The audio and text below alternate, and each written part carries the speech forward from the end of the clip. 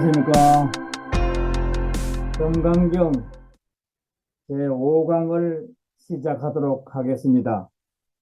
5강은 의법 출생군 제8로서 부처님도 깨달음도 법의 의지에 나설 뿐이라는 제목입니다. 먼저 제가 카톡으로 보내드린 본문을 한번 읽으면서 내용을 살펴보도록 하겠습니다.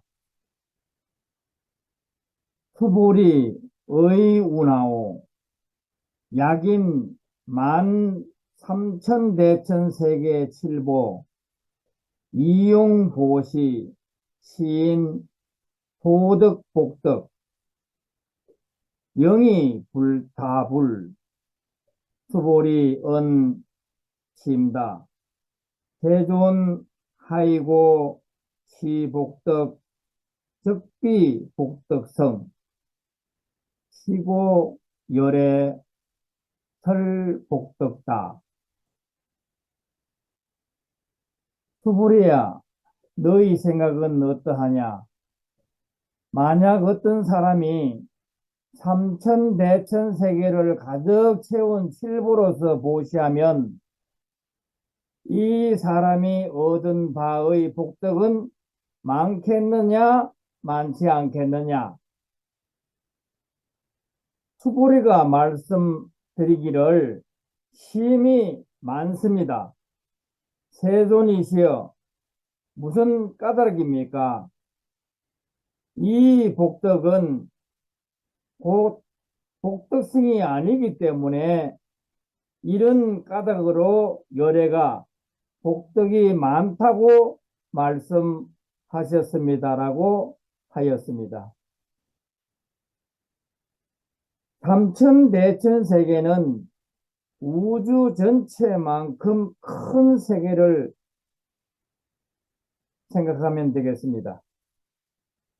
우리가 살고 있는 틈이세계가 1000개 모이면은 소천세계, 소천세계가 1000이 모이면은 중천세계라고 하고 중천세계가 1000개 모이면 대천세계라고 하는데 1000을 3번 곱하기 때문에 삼천대천세계라고 합니다. 칠보는 경전마다 조금씩 다르지만 보통 금, 은, 유리, 파려, 차거, 산호, 만호 같은 보석을 가리킵니다.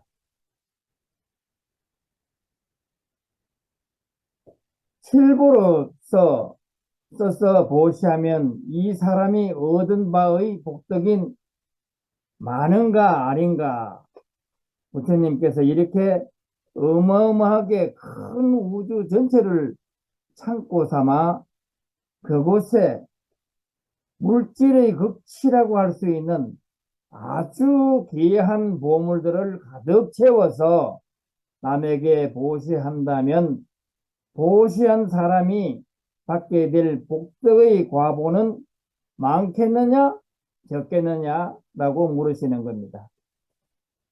수보리가 이 말을 듣고 매우 많다고 대답합니다. 그리고는 많다라고 하는 것은 그 복덕은 복덕성이 아니기 때문이라고 하였습니다. 여기서 말하는 복덕과 복덕성의 차이가 있습니다. 복덕성에서 복덕이란 본래 실제 하는 것이 아니라 업력에 의해 나타나는 것입니다. 실제 하지 않는 것을 가상적으로 표현한 것일 뿐입니다. 성은 절대 불변의 본질을 말합니다. 주변 환경이 아무리 바뀌어도 결코 변하지 않는 근본이 되는 것을 성이라고 합니다. 반환하면 성은 빛깔도 소리도 냄새도 맛도 보고 느낄 수 있는 것이 아닙니다. 그렇다고 그것이 없는 것이 아니기 때문에 그냥 성이라고 이름을 표현한 것입니다. 불교에서 성과 상을 대비시켜 설명하는 경우가 많습니다. 이때 성은, 상은 겉모양, 즉 현상을 뜻하는 것이고, 성은 절대성, 바로 본질을 말합니다.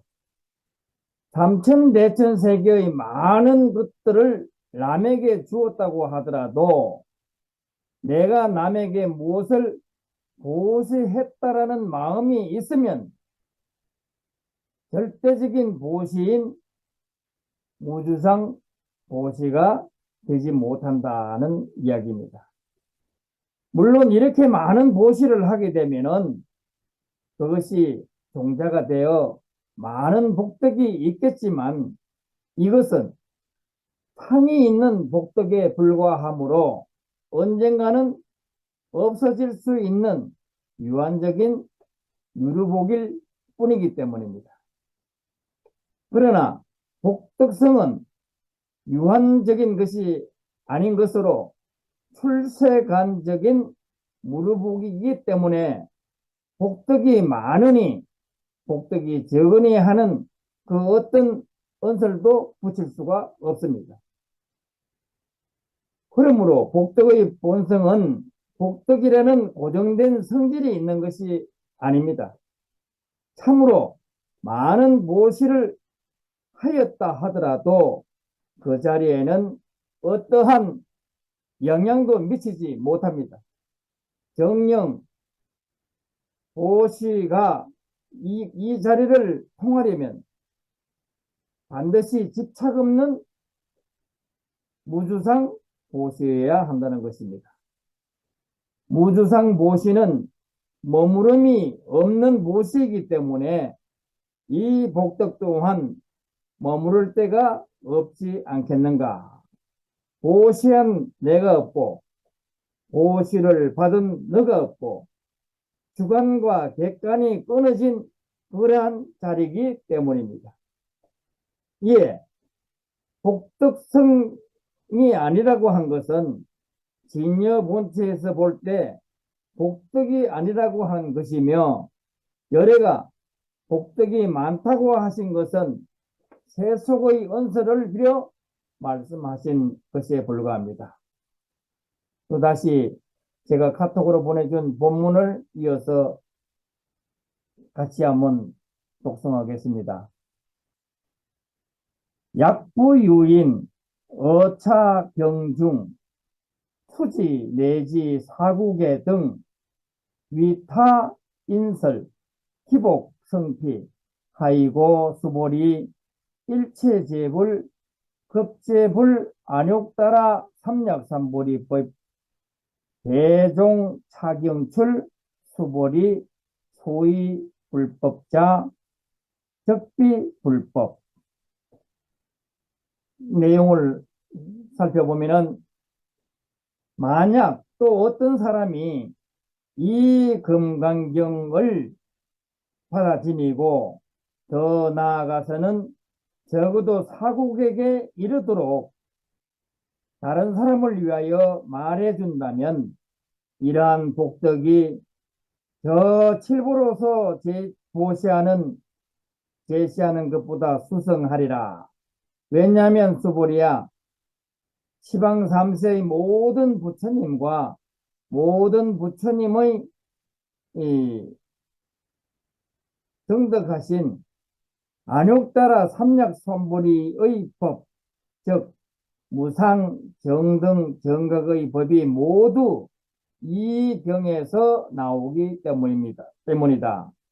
수불이야, 이른바 불법이란 곧 불법이 아니니라 라고 말씀하십니다.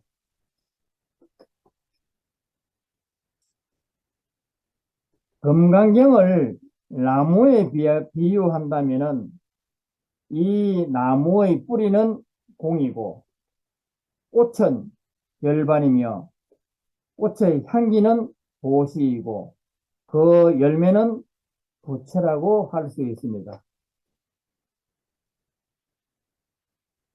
부처님 말씀을 잘 듣고 그 뜻을 이해하고 수행함으로써 성불의 길을 닦는 것을 말합니다.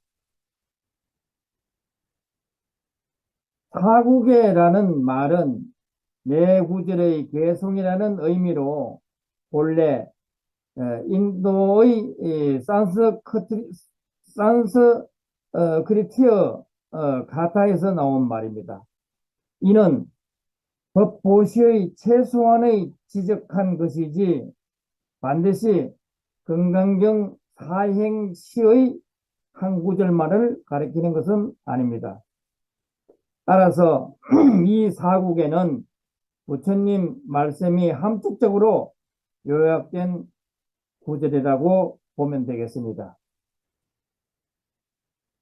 부처님의 가르침을 잘 받들어 지니며 남의 이익을 위해 일러주면 세상의 어떠한 선행의 과보보다 훨씬 더 가치가 있다는 것입니다. 많은 사람들이 물질의 충족을 위해 노력하고 있는 마당에 마음을 닦아 깨달음을 얻으려고 정진하는 사람이야말로 참으로 현명하고 슬기로운 사람이 아니겠습니까? 이런 사람에게는 세상의 어떠한 시비나 지향이 공격해 오지 못할 것입니다. 따라서 부처님께서 만약 어떤 사람이 금강경을 이해하고 혹 사구계를 하나만이라도 잘 이해해서 실천을 한다면 다른 사람에게 풀어서 일러줄 수 있다면 그의 공덕은 삼천대천세계를 가득 채울 수 있을 만큼 많은 실보를 보시하는 것보다 훨씬 더 낫다는 말씀입니다.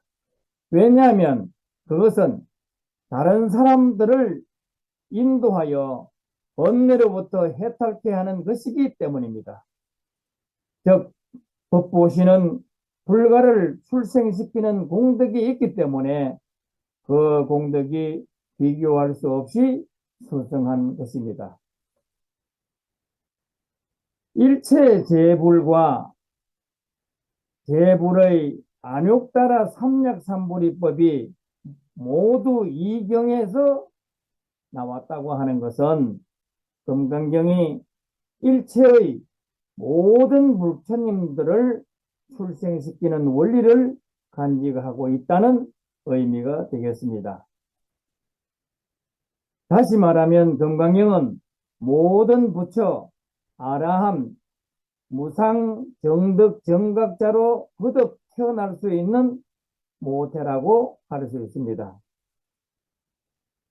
불교의 요지는 완전한 깨달음에 있기 때문에 부처님은 이 금강경이 아니고는 깨달을 수 없다고 선언하신 것입니다.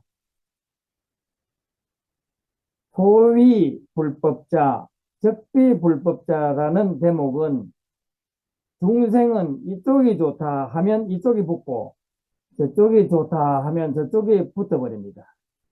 앞에서 아무것도 얻을 것이 없다고 하니까 금강경도 아무것도 아니라고 생각하다가 여기에서 금강경이 굉장히 복이 있다고 하니까 다시 금강경에 복이 많은 줄 알고 여기에 붙으려고 하기 때문에 이러한 집착을 예방시키려고 수보리야 하고 다시 불러 정신을 차려 듣게 하시고는 이른바 불법이라고 하면 실제의 불법이 아니라고 하셨습니다.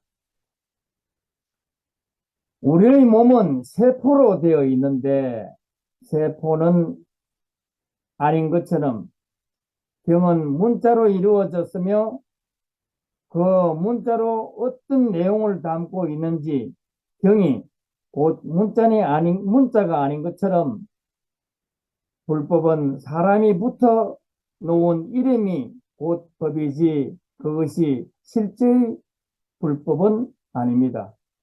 그러나 그 불법을 의지하지 않고는 저 언덕에 이를 수 없기 때문에 불법이 아닌 것은 아닙니다.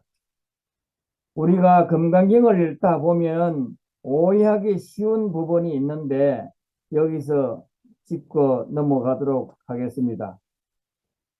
금강경에서는 물질로 보시하는 것은 소용이 없으며 사구계를 전하는 것만 어뜸이라고 말씀하는 것으로 생각하는 사람이 있을 것이나 지금 자기에게 있는 것을 이웃과 나누는 일조차 못하면서 어찌 경을 지녀 그것을 남에게 설하는 일을 할 수 있을 것입니까? 참으로 재물 보시도 하고 법보시인 금강경 사국에도 전하여야 그 복이 크다고 할 수 있을 것입니다. 따라서 불자는 국토를 향할 때만 복덕이 있는 것이 아니요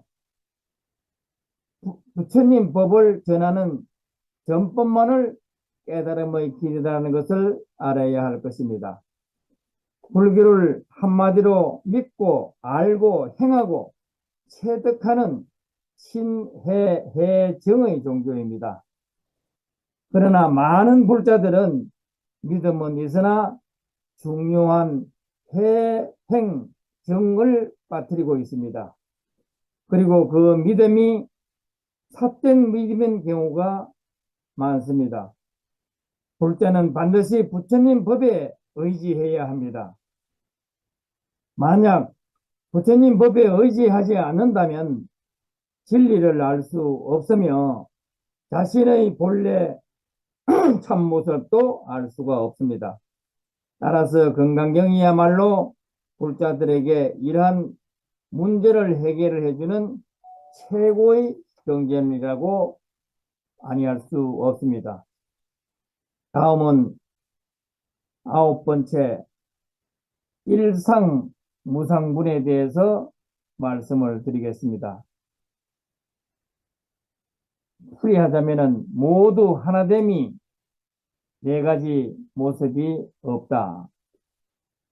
본문을 읽어보겠습니다.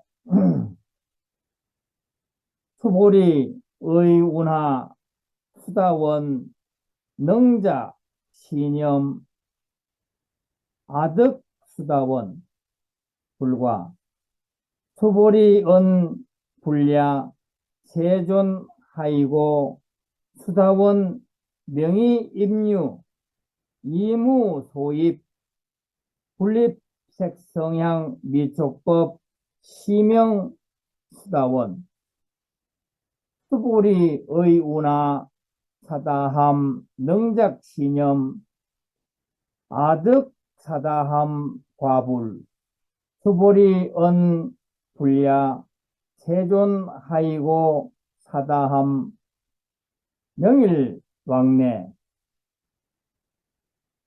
이 실무 왕래 시명 사다함 수보리 의운하 아나함 능작 신념 아득 아나함 과불 수보리 은 불야 세존 하이고 아나함 명이 불래 이실 무 불래 시고 명 아나함.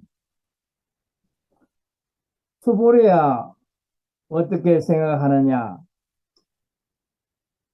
수다원이 능히 이 생각을 하되 내가 수다원의 과일을 정덕했다고 하겠느냐?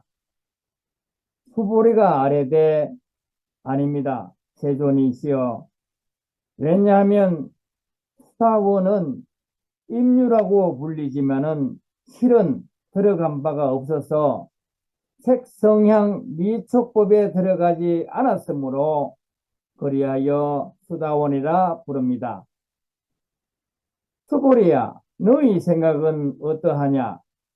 사다함이 능히 이 생각을 하되 내가 사다함의 과유를 정덕하였다 하겠느냐? 수보리가 아뢰되 아닙니다. 세존이시여. 왜냐하면 사다함은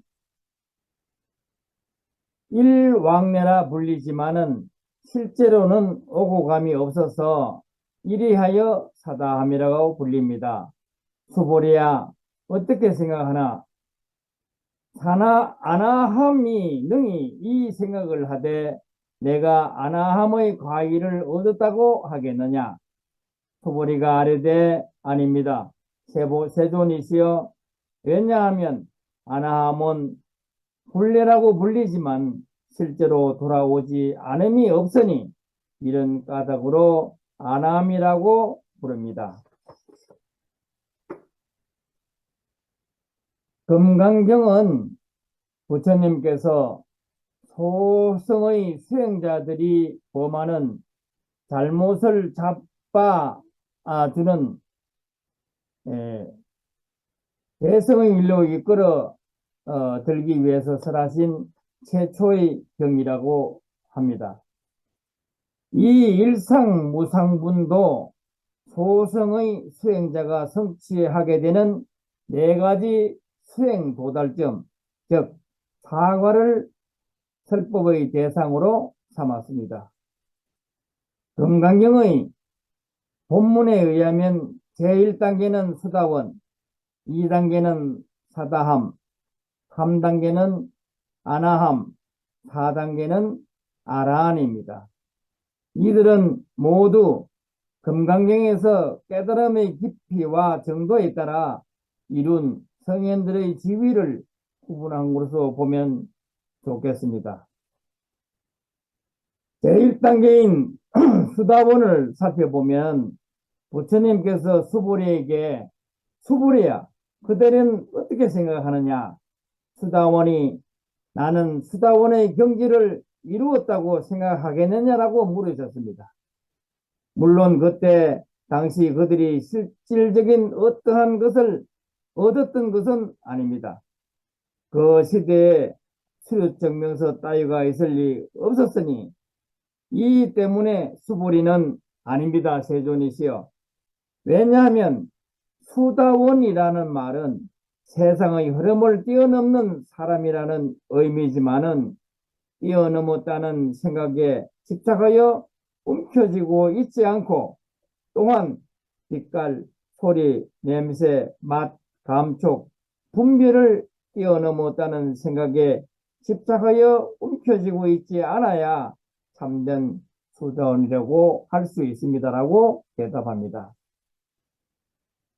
다시 말하면은 수행 과정에 빛깔, 소리, 냄새, 맛, 감촉, 분별에 대하여 어떠한 마음작용도 일어나지 않을 때에만 이러한 경질에 도달할 수 있게 되는 것이고 가르침의 편의를 위하여 이것을 하나의 단계로 보아 수다원이라는 명칭을 부여한 것이며 사실상 깨달음의 깊이를 이해해야지 무슨 특정한 과가 있어 얻을 수 있는 것은 아니라는 것입니다.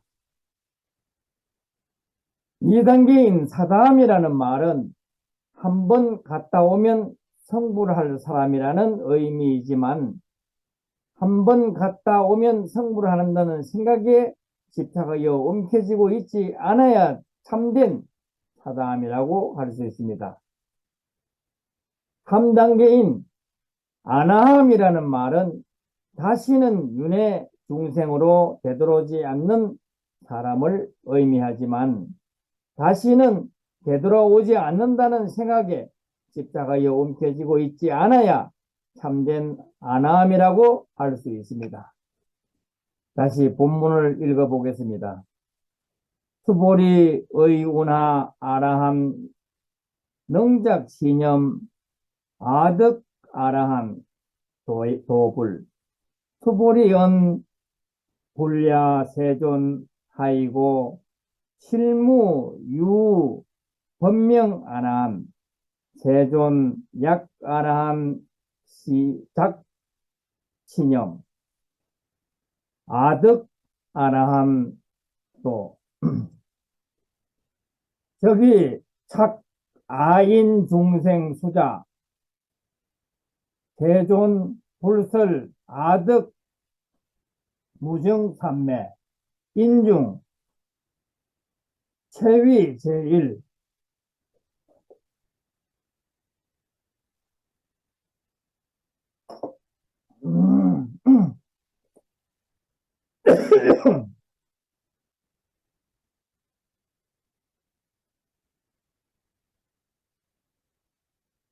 기 제1 이욕아란 화불 작신염 아시 리욕아란 세존 아약 자신염 아득 아라한도 세존 적불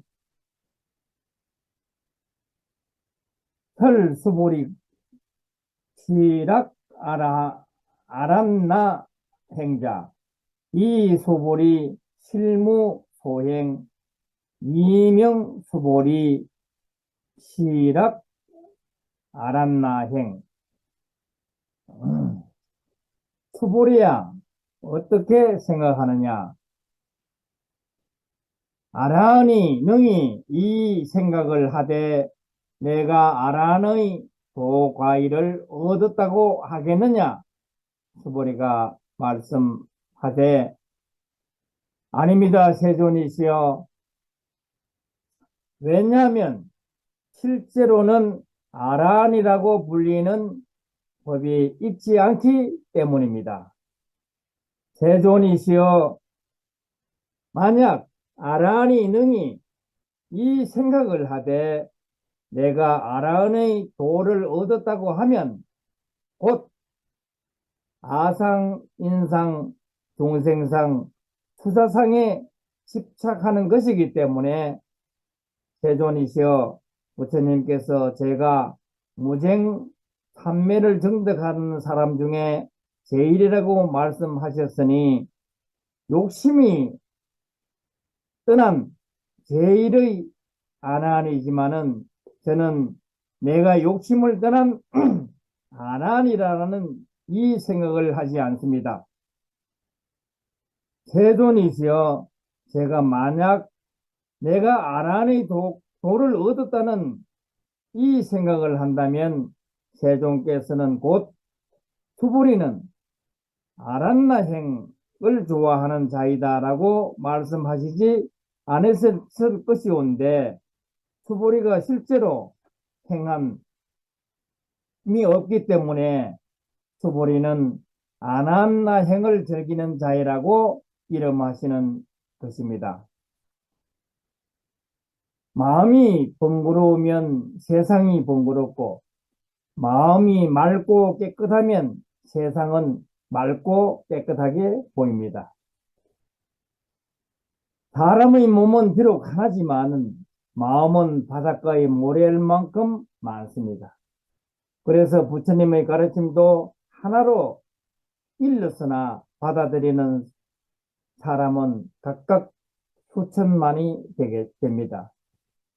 부처님께서는 계급의 고하나 빈부 기천 만유 생명을 막론하고 절대 평등을 주장하였지만 긍지와 수행의 목표에 따라 나누어 설법하는 대기설법을 하셨습니다.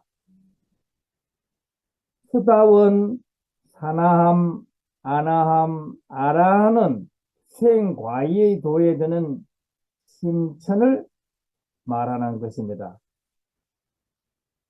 1단계는 수다원은 임류, 애류라 번역했고 2단계 사나함은 일왕래, 일례라 번역했으면 3단계 아나함은 불례, 불환이라고 번역했고 4단계 아라한은 무학, 은공, 탈적, 불생이라 번역하였으며 각 단계마다 입문을 의미하는 도 또는 향과 그 경지를 완전히 얻는 과가 각각에서 따상팔배라고 합니다.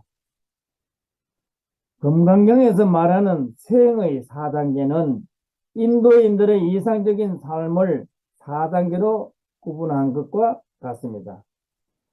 제1단계는 학생기로, 10살 전으로 아동을 출가시켜 스승의 가르침을 받게 하는 단계입니다. 이때 성인 입문을 거쳐 제2의 정신적 탄생을 체험케 하며 갖가지 지적 수련을 쌓습니다. 진정한 수행자의 무리에 들었다고 하여 입류라고 합니다. 2단계인 가주기는 20세 전후가 되며 다시 세속의 집으로 돌아와서 결혼하여 대를 잇고 본능적인 욕망과 생업에 종사하고 부를 추구하는 생활을 합니다.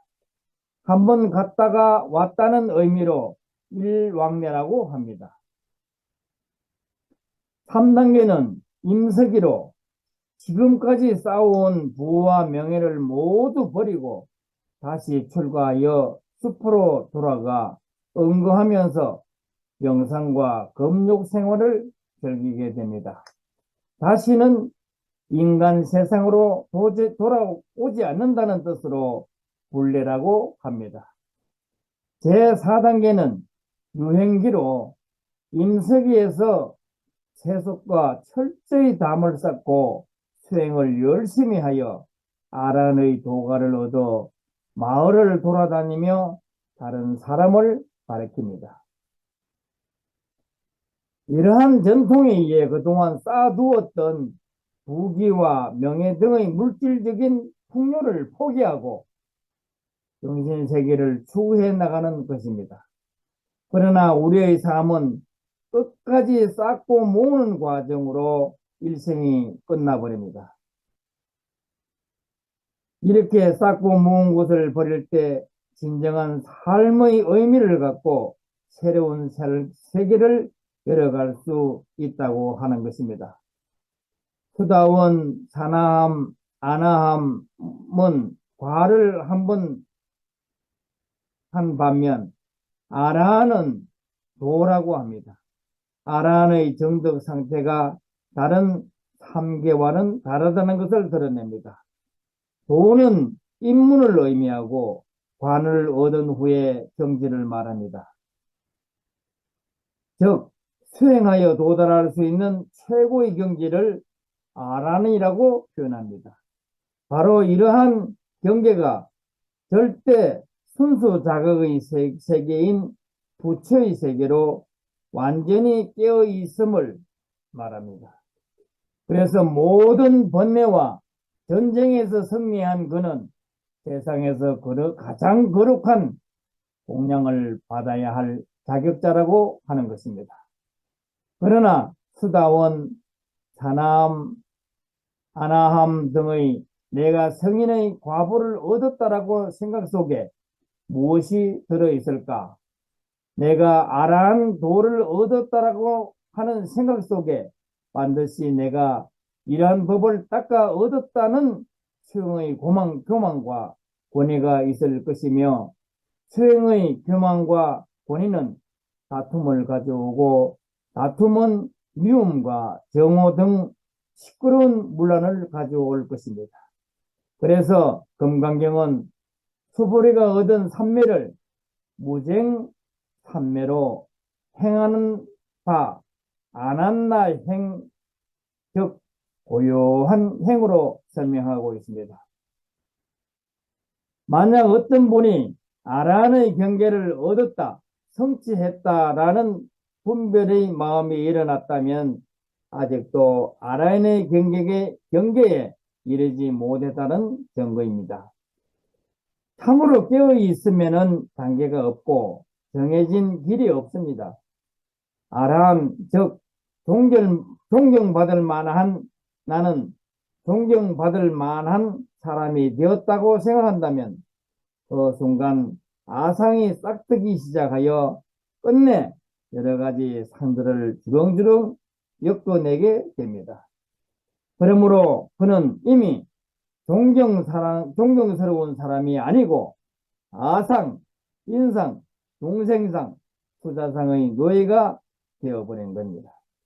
금강경은 수행의 진정한 의미는 내가 불법을 실천하여 얻은 수행 공덕으로 성인이 되었다는 것이나 무슨 경지를 얻었다는 생각을 해서는 안 된다는 이야기입니다.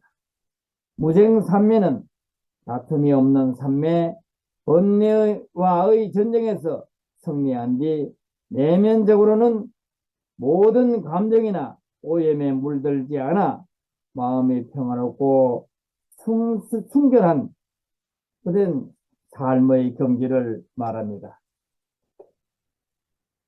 아란나는 범으로 비구가 거주하며 수행하는 데 적당한 곳, 즉 마을에서 떨어진 조용한 곳 장소를 말합니다. 무쟁 제일이라는 수보리 역시 스스로 나는 무정삼매의 수행자라고 생각을 일으킨다면 그는 아직 나를 전제로 하는 관념에 빠져 있으므로 부처님께서 결코 무정삼매의 수행자 가운데 제일이라고 하지 않으셨을 것입니다. 이처럼 세간의 번뇌와 다툼과 마주하는 것이 아니라 무시한 채 돌아앉아 봐도 보는 바 없이 들어도 들은 바 없이 행해도 행하는 바 없이 흔적을 남기지 않는 공중의 새처럼 자취 없는 안개처럼 살아가는 것이 곧 부처의 자리가 아닐까 합니다. 이상 오늘 강의를 모두 마치도록 하겠습니다. 수고하셨습니다.